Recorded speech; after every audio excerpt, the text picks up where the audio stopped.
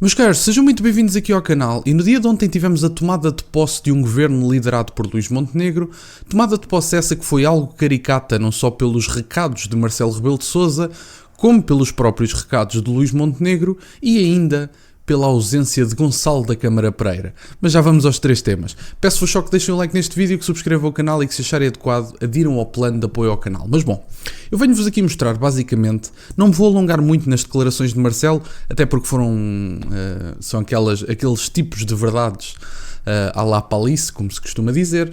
No entanto, o que eu acho que é interessante por parte de Marcelo é ele dizer que os moderados venceram e que os radicais, ou seja, que o povo português deu a votação aos moderados e não aos radicais. Eu acho que é uma nota curiosa vinda de alguém que, mais uma vez digo, e costumo dizer isto com alguma regularidade, deveria ser imparcial.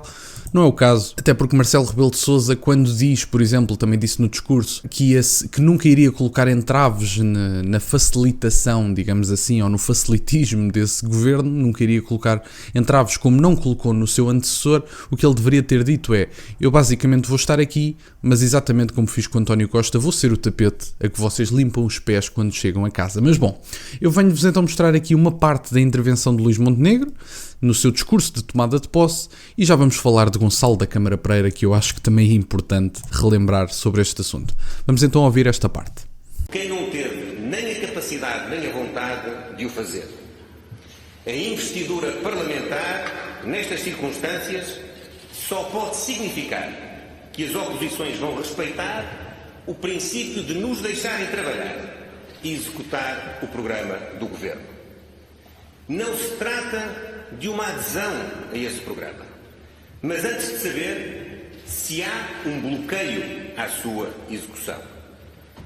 Não rejeitar o programa do Governo no Parlamento não significa apenas permitir o início da ação governativa. Significa permitir a sua execução até ao final do mandato ou, no limite, até a aprovação de uma moção de censura. O seu primeiro-ministro basicamente, o novo primeiro-ministro basicamente transmite a ideia de que é quase que uma obrigação da oposição não impedir o avanço do governo, portanto do programa de governo. Eu só acho que é curiosa essa observação, tendo em conta que o trabalho da oposição é precisamente ser oposição. E ser oposição não é só criticar o que consideram mal feito, não é só apontar os erros feitos pelo governo, porque todos os governos têm erros. O que eu considero também e que o Luís Montenegro deveria ter em mente é que nenhuma oposição digna e credível deveria aprovar um programa de governo com o qual não concorda. É tão simples como isto. E as pessoas que votaram em determinados partidos e não votaram, por exemplo, na coligação AD, têm ideias diferentes da AD e, portanto, é natural que se vejam representados na reprovação de um governo que não os represente. É o que me parece a mim. No entanto, isto da tomada de posse foi tudo muito giro. Eu, na minha opinião, é só um proforma, portanto, não há muito a dizer sobre o assunto, apesar de que Luís Montenegro finalmente fala ao país. No entanto, o que eu acho também curioso é que Gonçalo da Câmara Pereira não foi convidado.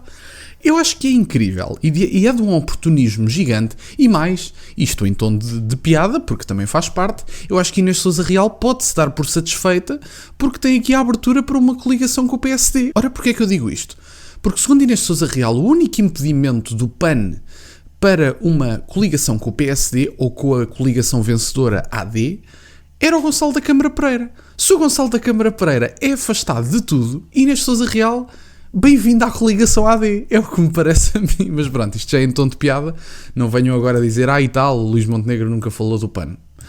O que é facto é que se coligaram no arquipélago, mas isto é só uma piada, obviamente. Agora, o que eu acho muita piada é o que Gonçalo da Câmara Pereira disse, porque, em tom irónico, basicamente fazem-lhe a pergunta sobre esse assunto e Gonçalo da Câmara Pereira responde: não fui convidado, devem-se ter esquecido, o protocolo deve ter-se esquecido, mas sem stress, citando o próprio. Não há problema, não estou minimamente preocupado, estou mais preocupado com o país.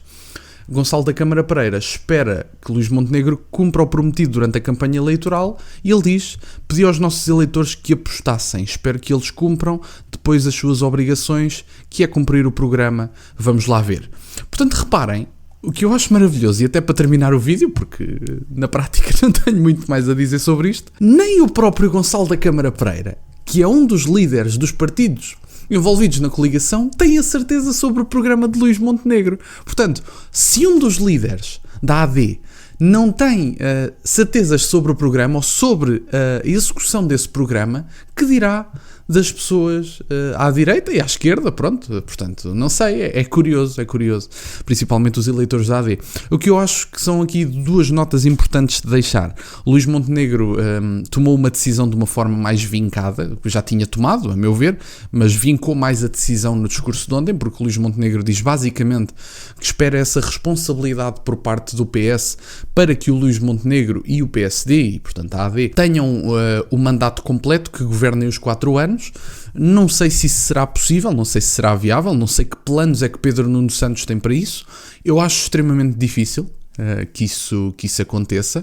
Acho também que o Luís Montenegro talvez tenha aqui a possibilidade, parece-me a mim, até de um ponto de vista do Pedro Nuno Santos, poder ter tempo para reconstruir o PS, digamos assim, e poder ter tempo também para os portugueses votantes no PS se esquecerem que o anterior governo caiu por suspeições de corrupção e, portanto, quando tiver esse tempo e essas intenções solidificadas, muito provavelmente Pedro Nuno Santos vai forçar eleições da forma mais estratégica que conseguir. O que me parece aqui também curioso é que, apesar disto tudo, o Luís Montenegro já tomou uma medida que eu considero boa e, portanto, retiro-lhe o chapéu.